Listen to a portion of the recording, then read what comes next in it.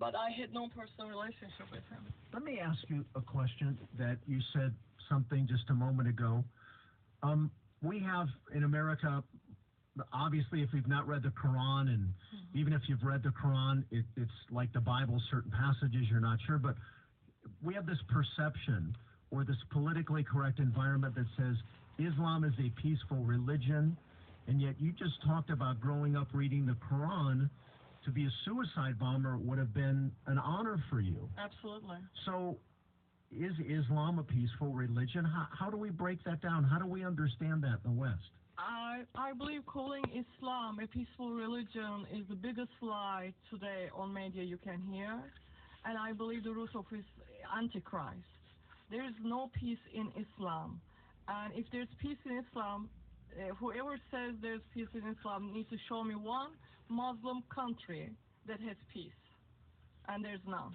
Well, let me follow up with that. Something a dear friend of mine who just passed away, Nabil Qureshi, said. My friend, too. Okay.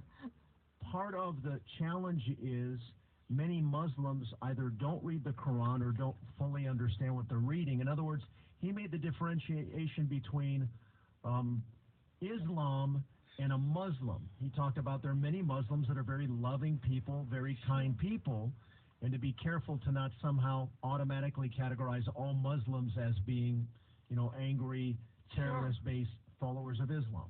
Absolutely. My mother is a Muslim. My father gave his life to Christ several years ago. My mother doesn't believe in jihad, but I tell her, you don't read your Quran. A few days ago in California, I met my childhood's best friend. Since 11 years old, we know each other for 35 years.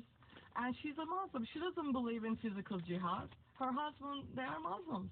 But according to Quran, in my opinion, of course, they are not good Muslims. Because good Muslim, a Western world believes that's the Muslim that doesn't obey Quran. Good Muslim in the Muslim world, who can die and kill in the name of Allah, that is a good Muslim. So good Muslims in the Western world are hypocrites according to Quran. Wow. Last question, and then we're going to break. And then when we come back, I want to hear your story and share with the listeners about what happened, going from that to being a devout follower of Jesus. So being raised in an environment, seeing brutality, you mentioned PTSD, you eventually came to America. Yes. How did that happen? Well, I was running away from abuse